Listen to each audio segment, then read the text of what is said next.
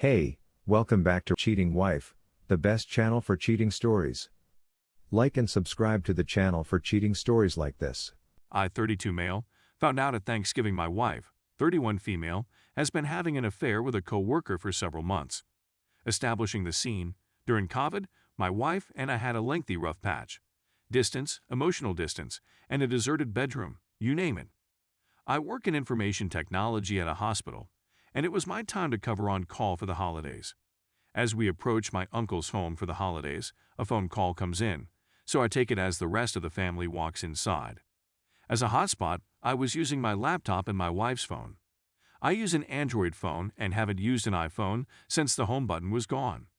She receives a Snapchat notice. I swipe to erase it, but it instead opens it. I received a message with a kissy face emoji from the account mirrored. I had no idea that accessing that message would lead to multiple saved messages from a coworker dating back to the beginning of this year. I don't use Snapchat, however it seems that if you don't save a message, it disappears over time.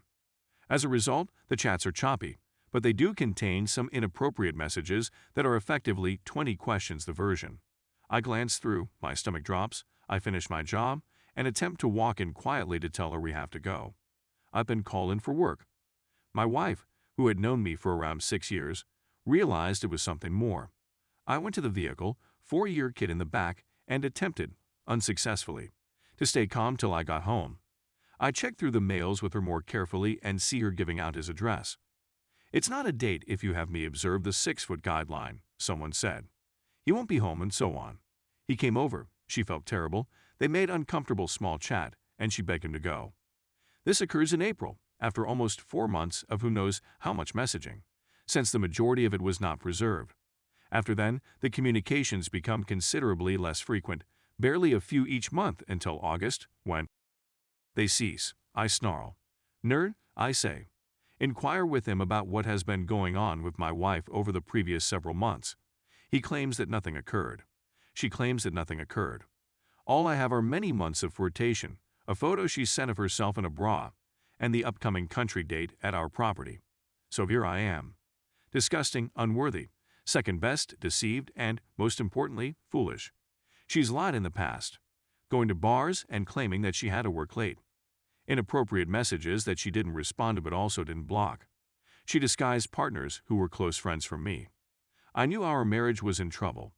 I'll acknowledge that I played a role in it. I stopped being romantic, and I reduced our chats to a minimum. We were swaying. I don't blame her for desiring to stray. But for the past several months, we've been going to therapy, and I thought things were going well. I've been trying again, and she has as well, despite both of them insisting. Otherwise, I can't escape the notion that something physical is going on. Would I be to believe that, right, I've seen the worst of myself in the previous 24 hours? She stated it was 60% emotional connection and 40% physical appeal since I let myself go. I'm 5'7", 150 pounds, and a realistic 6/10. This man is in good form, taller than me, and just 25 years old. She's clearly upset, has generally taken my vocal scoldings in stride, and wants to try to make things work. Here's where you can help. Reddit.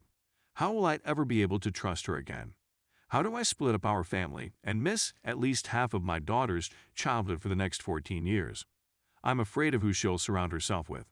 I don't want to lose my kid or be concerned about her well-being. How can I get over the fact that I don't know what happened? The romance ended 4 months ago, and it was all her fault. But I'm not sure whether I'll ever be able to forgive her, much alone regain any kind of self-esteem or respect. If only for a little while, I was second best. Update 1. First and foremost, thank you for the overwhelming reaction from the community and the many direct comments and advice I've gotten. It's gotten me through the hardest 48 hours of my life. So I've been sitting with my wife since yesterday, going through the specifics of the whole affair, the reasons she cheated, and where we go from here. Following this lengthy discussion, I contacted the affair personally. I was aware that this was a high-risk gamble, but I was familiar with him and his nature.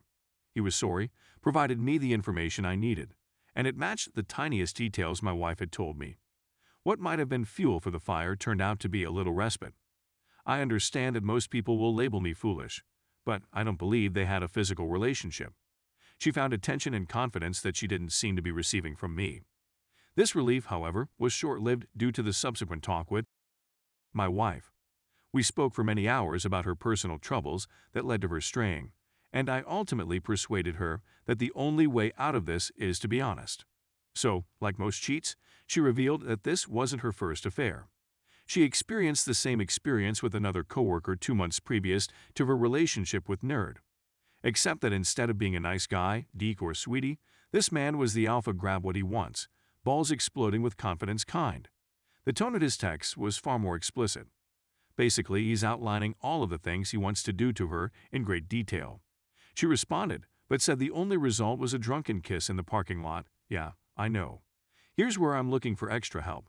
For the first time in our marriage, she told me a difficult reality that I had not discovered on my own.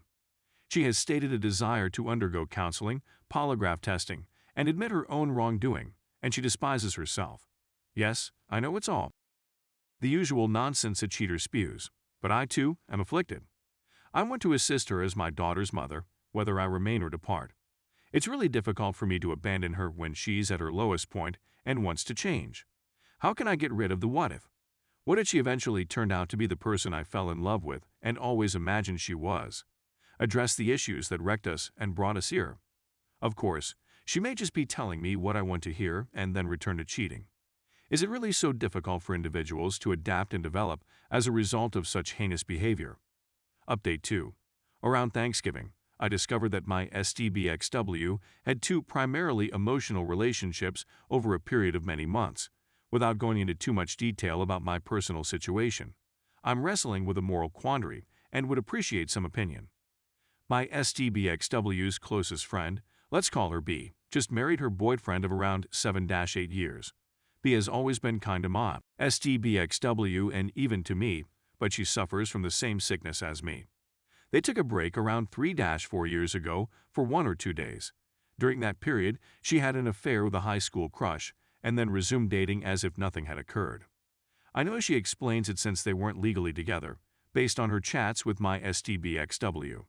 I try not to become involved in other people's affairs. I always felt she was for what she did, but now I feel obligated to inform her husband. I wish someone had informed me. My STBXW's whole office was aware of her affair. They knew what my wife was doing since they observed me pick up my kid there every day. It sickens me that no one informed me for over a year. I can't say I blame them. I'm in the same moral quandary. Is it my job to sabotage a marriage? Is she justified in taking a vacation for a day or two? Or am I going to sit and watch this guy live a lie?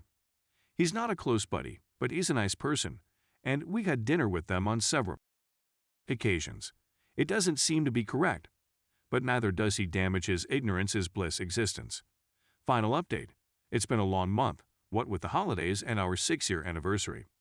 I'd had many more terrible days than good, but enough time had gone that I could see progress in at least some areas. As if my D-Day being Thanksgiving wasn't enough to mar the holidays, my wife confessed to a third affair on New Year's Eve. This time, though, she acknowledged to having with this one, something she still denies of the other 2. So after a month of ugly pictures, self-esteem problems, and the weight of reconstructing a life with no plan B, I'm back at square one, with my worst fears verified. The title of this essay was inspired by a comment shared to me by another Redditor soon after D-Day. I ignored its advice and now I'm paying the entire price. Yes, I tried to concentrate on my personal development throughout the previous month, but I couldn't. I moved out, but I still spent several evenings a week with her, establishing expectations and limits for this separation. She was going to counseling to figure out why she made these choices, and I was going to recuperate from the event's impact. I determined that if there was any chance for our marriage, it would be when we both become better individuals on the other side. She eventually addressed many of her problems in treatment and had the courage to tell me the truth. The trouble was that I wasn't prepared to hear it. I pleaded to be allowed to hear it. For weeks, I probed and lived with the trickle truths, but I wasn't ready. I'm shattered. Images of things that used to kill me now appear unimportant. All of my progress was lost in a matter of seconds. What's amusing? When she informed me, she burst into tears, and I consoled her for hours. I didn't cry a single tear until today, when I fully lost it. I messed up. It was then that I realized how little I had been focused on myself the whole time and how much of my own development I had sacrificed in order to be here for her. I reinvested emotionally in her. I didn't say anything, but I was hoping for a happy ending in which I forgave her. She changed, and we made it work. I'm not sure I have the strength for it anymore. However, I am proud of her. I'm proud of her growth and the fact that she accomplished something for the first time in the 6 years I've known her. She was honest with a painful reality. It's not something I hear often in our group, but about half of the anguish I feel is the result of her hurting her own life. Sure, the resentment exists, but I adore her. This did not cease. Her mother is no longer alive, and her father just relocated out of state. Her sole close friend is my cousin, and her only sibling died when she was 11 years old. My family accepted her with open arms and is heartbroken by her decisions. I was astounded that my calm, tiny, timid wife could do such horrors. As surprised as I was. But she's our child's mother, and I need her to be okay. So I've asked my family to offer her a place to stay in their spare bedroom, which they've had for the previous several weeks, while she looks for a new place to live. I know I owe her nothing, yet the rage and resentment have mostly subsided in the previous several weeks. I know I owe it to myself to be happy, but I can't let myself go. Her regret is genuine. Her self-hatred is genuine. How can you stand by and watch someone you care about trash their own life? But here is where I need your help. How do I get the courage to develop on my own? I'm doing all the necessary measures, but I'm finding no consolation in things that used to bring me delight. I can't play a video game for more than 10 minutes at a time. I push myself to go to social engagements, only to find myself overwhelmed and bored with petty chat that I used to like. I can't concentrate on movies because my mind wanders to horrible pictures. I work out a couple times a week, but despise it. I can't even anymore. I fought so hard to acquire those few inches after D-Day, and now I'm back where I began, with more agonizing pictures than ever before, as well as a month's worth of mental weariness. Worst of all, I'm slowly coming to terms with the fact that I'm not going to be able to reclaim my happy little family. That glimmer of optimism for reconciliation is fading.